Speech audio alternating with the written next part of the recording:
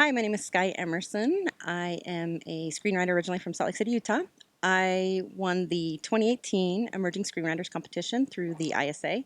From there, I was invited to the development slate, and this year, for 2020, I was recognized as one of the top 25 screenwriters to watch in 2020.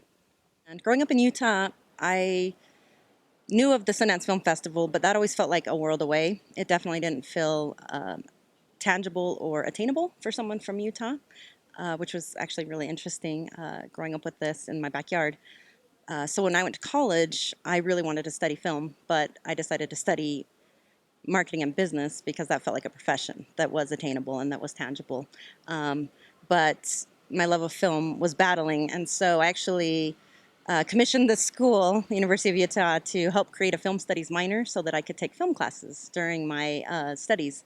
And I graduated in marketing, and I was very blessed to actually be hired by a marketing firm that did a lot of film work. And I found myself continually doing the scripting and the storyboarding and recognized that that was just the real love of my life. And so I began writing screenplays on my own for fun and applied to UCLA's MFA program with one of those just on a whim. It was the only school I applied to, and I was very blessed to get in, and that started my journey down the screenwriting path.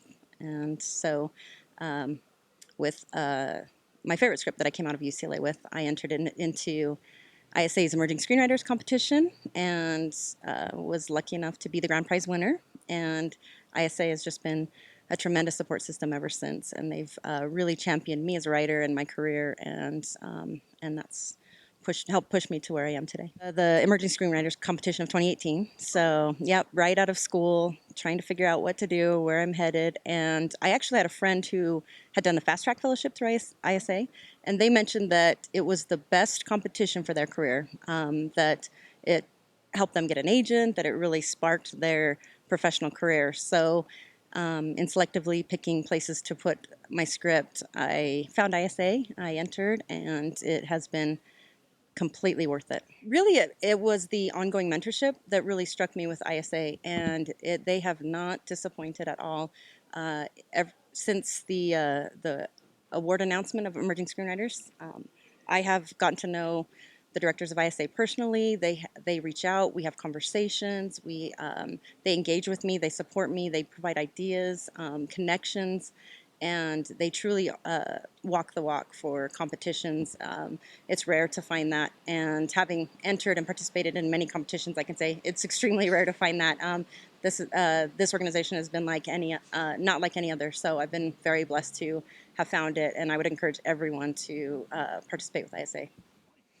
I would really love to get to see one of my scripts on the screen. That's a big goal that I'm working towards. And I'm working actually on directing a short film that I wrote this year. So hopefully that will be the start to kick it off. But I am really just focused on telling meaningful stories, powerful stories. I'm biopic focused, I'm female focused in my scripts, and I would really love to bring important stories to light in 2020.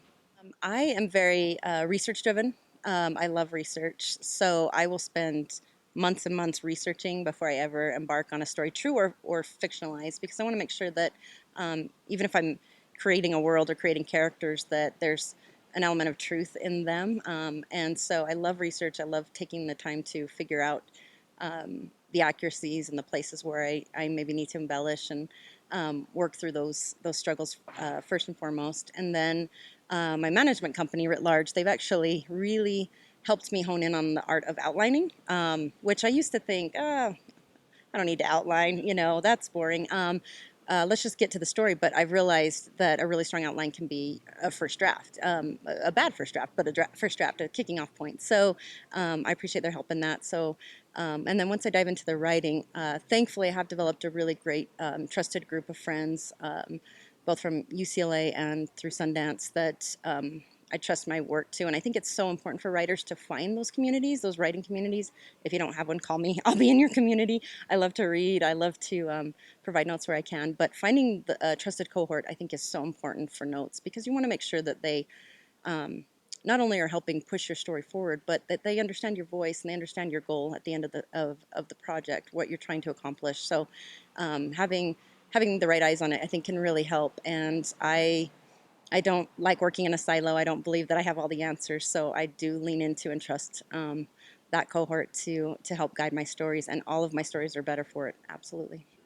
Know that we all have a story to tell, and trust that, and lean into that, and don't believe for a second that you can't be a screenwriter or a filmmaker. Don't let people convince you of that. If you feel strongly in that, pursue it. You don't need to waste time trying to find a different path until you get in.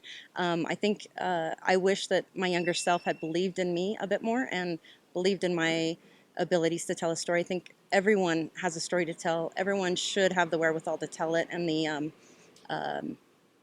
confidence to do so. So I think everyone should just lean into their voice, find their path, find what they're passionate about, and just go for it 100%. Yeah. When I was younger, I went to see the movie American Beauty in the theater, and I am such a fan of Alan Ball. But up until that point, I really misunderstood movies. I thought the point of movies was to make you happy and to make you feel better about life and feel optimistic about the world.